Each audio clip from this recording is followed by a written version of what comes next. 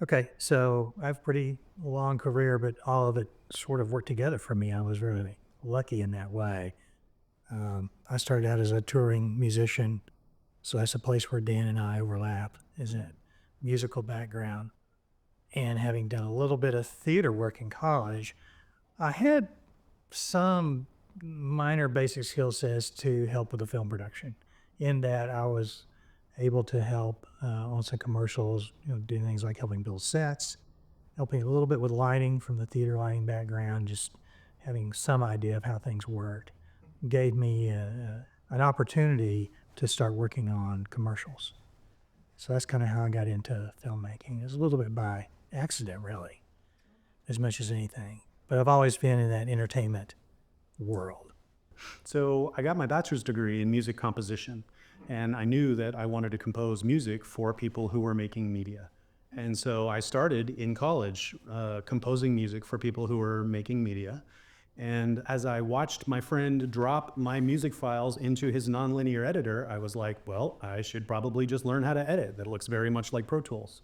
And so then I learned how to edit. And then I was like, well, now that I know how to edit, I should probably learn how to shoot, because then I have these. And each of those was kind of a struggle, because I would have to get an editing rig and get a camera rig. But once I did, then I've always found ways to make the gear pay for itself. Would quickly find ways to get jobs with the gear. And then again, have the opportunity to do the creative things that I was loving to do, but also find ways to make a living at it too. And then I had the pleasure of producing on a film in partnership with the University of Arkansas, Russell Sharman's Animal. And that was where Kris and I met each other, I would say, in a professional capacity. We had met previously, but had never had the opportunity to work together. And really, that's when Dan and I began to see that we might want to work together more often. Unbeknownst to me, Dan had actually been working towards opening a production company for some time, but he didn't want to do it by himself. He really felt like it was just so much to do that he would be better off having a partner to work with. I had a vision to create a resource that would help Arkansas filmmakers create their content. And that, we would all learn and grow together. But at the same time, knowing the pieces that I wished someone had been like, here's all the stuff that you need. It's like, how can I create that environment for other people? And when I do, then I will also have that environment as well as a great community of people to help me make my dreams come true. We got together a few times and talked about it. We had our wives get together with us and talk about it. That's a pretty big family discussion when you're going to go into a partnership. So they were heavily involved in that decision as well. And we decided to join forces and start New Harvest Creative. New Harvest Creative is all around filmmaking entity, pretty much, that they're a production company. But after working with Kris and Dan in the way that I got to, they're more than a production company. They're like a support system. They are there for the filmmaker who may not have a budget, who only wants to focus on being creative. That was one big thing that Dan always told me. Like, he wanted to create a platform where that filmmakers, the only thing we had to do was focus on the product itself, as opposed to trying to be a businessman and a creative at the same time. I know that New Harvest, it provides all kinds of videography and film work for, I know recently we've had a lot of clientele in like commercials and advertisement spots. And we've done interviews for certain websites, and we've done commercials for like funeral homes. We had one in Missouri that was wild. That was really cool. We got to set up the Dana Dolly. That was really fun. And so I don't know, it just provides a creative space where anyone can come talk to you and be like, hey, I have this idea. That's where you'll see me, Kris, and Dan, and we'll be like, yeah, we can definitely make your idea happen. So Dan and I got involved with this film with Jules Taylor, our friend, who is a wonderful theater and film actor, as well as an experienced theater director. We were so excited to have a chance to work with somebody who had that experience and had this incredibly upbeat and fun film that she wanted to make. New Harvest Creative was an absolutely essential part of that film being made. Dan Robinson guided me through pre-production all the way through film festivals. And once we actually got into production and shot, then the rest of the team became involved, specifically Kris Katrosh became involved and was considered as a producer. And those guys, I mean, if it wasn't for them, I wouldn't have had any idea what I was doing. Jules Taylor's In a World Full of Loneliness was an amazing project. When Jules won the film prize, she came to me and was like, what do I do next? And I was like, I got you, we got this. And so we started meeting weekly for pretty much, 8 months leading up to the shoot, just knocking things out one little step at a time and getting pieces lined up and getting everything lined up for that final shoot. They wanted me to come in and be the cinematographer. I was super excited about it because I've known Jules for years as well. And I don't know, it was so fluid and easy. Everyone kind of knew each other. And Kris was always right by my side helping me line up my shots. I was talking about getting the most captivating framing, and he had some great ideas. And having Dan on set, he'll always make you laugh. I was the sound recorder on that one, and that was an interesting adventure as well because it was a pretty big cast. We were dealing with kids, a lot of kids, and I knew there was no way I was going to be laving up 8 kids. So I knew I had to come up with kind of an out-of-the-box approach, and I did. I was walking around with a wireless boom, and I recorded the entire movie with one microphone. And then had a post-production plan. Like I knew that I was going to be the mixer as well. So I wasn't going to hand that to someone and be like, good luck. I mean, like that would be cruel. I had a plan based on new tools that were available to help, simulate what we would have gotten from the lavaliers, and then, mixing that with the ambient sound. So post-mixing is a whole lot of fun for me as well. All things audio are a blast, and that's where I feel like I really get to shine. Kris really shines with light and flags and all the gaffing stuff, and then I can turn around and make things sound better and can compose custom music to help whatever circumstance we need. So those things I think really complement each other. And then it's been really fun to help Hayden Morris with Operation Thanatos. I was floored with the comprehensive level of production value that he was bringing to the table. When we were looking at Thanatos 1, that was really amazing to see. When we went into production on Thanatos 2, all of a sudden we were able to scale it up in really exciting ways. Some projects that I've done, my biggest one is we wanted to make an action film. We've done the film festival circuit for years, and we've noticed no one's done an action film. And so through HFM Productions, and I reached out to New Harvest, I was like, hey, I want to make this. And it was a new realm because, like I said, I'm usually behind the camera or behind a computer screen. This time I did all the above. I was camera operator for some scenes, I was directing, editing, and I was acting. I was one of the lead roles in the film. So that was wild. And then seeing Hayden pull off his brilliant vision and then see him pull it together in post, it was a whole lot of fun. But those production experiences, there's 2 worlds. There's the production world, and then which creates this amazing bond between the people, and then it just disappears, right? Then they're like, oh, well, where's the movie at? But that post-production journey requires a team of people who are gently moving the ball forward. And so that, being able to work in that production zone and then being able to carry the ball into the post-production zone and not have to wonder, like, where's the movie at? What's the next step? I get to keep my eye on that and help get the ball all the way across the finish line. So the heartbeat of Day Vision is to give power and resources to Black storytellers and Black stories. And so there was a need, I believe, for African Americans to have a safe space in film, specifically in Northwest Arkansas. We were in awe by the growth of filmmaking from 2015 to maybe 2018, but there was a big absence in terms of who was telling the stories. And so I thought it was a wise idea to just build a safe space for colleagues who thought like me. And so since then, we've been creating. We're up to 4 short films, 1 web series, a short documentary, and we just got done doing our feature documentary with New Harvest Creative, and everything that we've done, I'm so proud of it. We recently had the pleasure of producing the official documentary about John L. Colbert in partnership with Dayvision, with Mike Day. That was a very important piece. It was a very inspirational piece. It was right in line with our mission. It's the second documentary that I've produced here in Fayetteville. I produced a documentary about Andrew Kilgore, the photographer, back in 2014.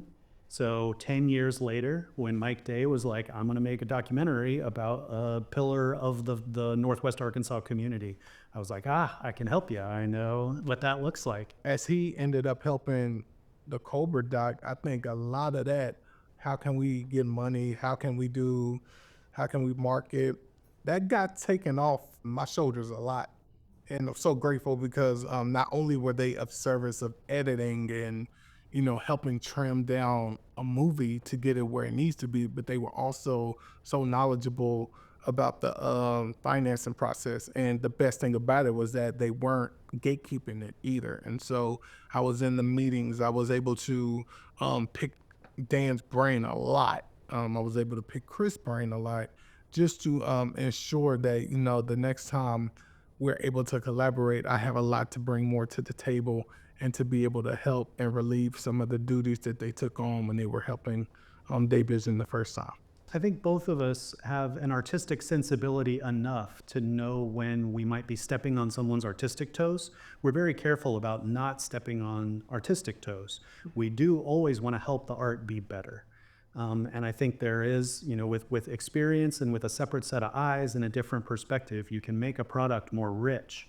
And so I think another thing that Kris and I really have in common is the ability to be able to work with a creative, help them accomplish their goal, but help make it better in ways that they may not have thought to. We really enjoy when people roll up and they have the vision, they know what they want and they know how to get it, and we can just facilitate that. But it just all depends on the circumstances. Every film is different. Another instrumental pillar of New Harvest Creative is that I recognized that the obstacle everyone was running into was funding. Funding is the biggest obstacle. Everybody's got great ideas. You can get all the pieces in line, but you don't have the funding, right? And so I felt like I wanted to learn how to frame it in a way that funders would be able to understand, but also that would make sense to them. So a big part of what we've done over the last 3 years is establish the New Harvest Creative Investment Fund. I worked with an investment guy where that was his whole jam and said, how would you want a film investment thing to be framed? And he said, I would like it to be framed this way. So we built that. And now we have the opportunity for qualified investors to invest in film in a different way, not just, in one project, but in a slate of projects. And we are in conversations with people who would want to support that. And we're always aiming for that goal. It's a long-term goal, but we have the model. We now have the vehicle, the investment vehicle set up and ready to go, with the goal of being able to then look at projects and greenlight them, knowing that we've got the money in the bank. Everything that we do is about how can we make it easier for filmmakers in Arkansas to get their films made. Our entire company is based upon getting great material, working with great collaborators, enticing investors to get excited about those projects and to invest in them, and then making sure that those films sell for enough that those investors make a profit. That's the only way our business will work. That's the only way New Harvest Creative can be an ongoing support system to Arkansas filmmakers. So we have to make money, and we have to make money for our investors. People should put their trust in New Harvest Creative because of our products. Like, we have a whole demo reel we can supply to a client thinking about wanting to work with us, and we just always provide something great. And I just feel like just going back, just what we've done in the past, that should provide enough trust to anyone wanting to approach us that we will make or try our best to make what you're going for. And we'll also, we'll offer our opinions on what would be here, maybe do a different artistic choice this way. But anyway, something will always come together and make whatever you want.